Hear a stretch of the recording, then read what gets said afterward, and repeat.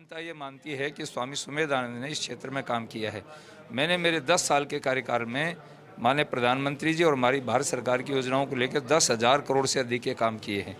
और अभी जो योजनाएं हमारी स्वीकृत हुई हैं, जैसे पानी का समझौता हुआ है, पीने के पानी की बात हुई है, 8,000 करोड़ के आसपास तो पेयजल का एक ही का है, और ये जो यमुना जल वाला होगा इस पर अलग होगा।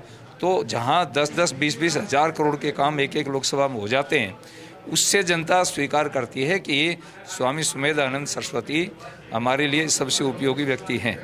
सर, आपको क्या लगता है कि आपका आगे का विजन क्या होने वाला है? कई विकास कार्य हुए हैं, कई योजनाएं लाई गई जिसका फायदा भी मिला है, पर ऐसा कौन सा विकास कार्य है जो भी होना बाकी है, जिस पर आपका भी फोकस है? देखिए, मैं आपसे निवेदन करूं, अब तक हमने जो काम किए हैं और नए काम हो गए, जैसे मैंने अभी बताया कि हमारे यहाँ पानी का मुद्दा है। इस पानी के विषय को धरातल तक ले जाना, आदमी की नल के अंदर टूंटी में पानी पहुंचाना, पेयजल, इसके साथ में स्पोर्ट्स के मैटर में पहले हमारे यहाँ के नौजवानों ने अंतर्राष्ट्रीय स्तर के ऊपर झंडे गाड़े हैं, उनके पास फैसिलिटी नहीं थी। इस बार हमने इंडोर स्टेडियम भी बनाया है, सिंथेटिक ट्रैक का शिलान्यास किया है। अब मैं इसको तहसील हेडक्वार्टर तक ले जाऊंगा, गांव तक ले जाऊंगा। खेलो इंडिया की योजनाएं जब गांव तक पहुंचेंगी तो हमारे यहाँ तो हर गांव में अंतर्राष्ट्रीय खिलाड़ी हैं। इसको लेंगे, एजुकेशन के कामों को लेंगे, चिकित्सा के कामों को लेंगे। आदमी के पास में शिक्षा चिकित्सा होगी तो आदमी आगे बढ़ेगा, और बहुत सारी इस प्रकार के काम होंगे जिनको मुझे धरातल तक ले जाना है। अच्छा सर, क्योंकि राजस्थान का लक्ष्य है 25 सीटें और प्रधानमंत्री मोदी तो कह ही चुके हैं कि इस बार 400 पार, क्या लग रहा है धरातल पर पूरा हो पाएगा ये? मुझे तो जिस प्रकार का राजस्थान का वातावरण लग रहा है, हमारी 25 की 25 तो आएंगी ही, और मोदी जी ने कहा कि अब की बार 400 पार, शायद 400 से ऊपर चली जाएं। पूरे देश में जिस प्रकार का वातावरण बना हुआ है उससे स्पष्ट दिखाई देता है कि मोदी जी ने जो कह दिया, बहुत सोच समझ करके कहते हैं, वो थोथी बातें नहीं करते हैं, किसी मुख्य बेस पर करते हैं।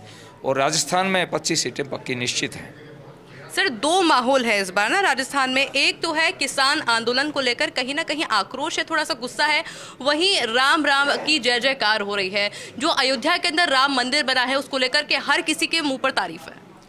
पहले मैं किसानों की बात करूंगा। जो लोग किसान आंदोलन कर रहे हैं, मैं उनसे पूछना चाहता हूँ, मेरे सामने प्रत्याशी है, कांग्रेस से उसका समझौता हुआ है। बंगाल को लेंगे हम, पश्चिम बंगाल को।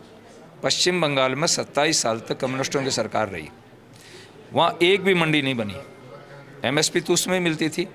आज तक जब से कम्युनिस्टों की सरकार थी और कांग्रेसियों की सरकार रही है, 32 साल कांग्रेस रही, 27 साल ये कम्युनिस्ट रहे, 1 रुपया भी एमएसपी का किसी को नहीं मिला। इन दोनों को कहने का हक ही नहीं है। बिहार में इनकी सरकारें रही, वहाँ कभी एमएसपी लागू नहीं की। एमएसपी हम जो दे रहे हैं कम से कम वो तो लेते। किसान सम्मान निधि बंगाल ने आज तक उसको स्वीकार नहीं किया है। बहुत से प्रदेश जिनमें कांग्रेस की सरकार है वहाँ उसको लागू नहीं किया है। तो कम्युनिस्टों को, कांग्रेसियों को, ममता को, इनको तो ये कहने का हक नहीं है।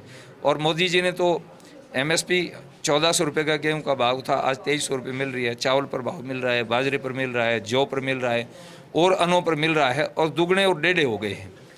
दूसरा, किसानों के लिए मृदा का काम किया है, खाद का 1 रुपया नहीं बढ़ा है, और 6,000 रुपया प्रति वर्ष किसानों को किसान सम्मान निधि का मिलता है। इस बार एक काम और किया है, किसान का मूलाधार पशु होता है। जैसे अटल जी ने केसीसी दिए, किसान क्रेडिट कार्ड दिए, इस बार पशुओं पर भी किसान 1 लाख रुपया ले सकता है। और अभी चिकित्सालय चालू किए।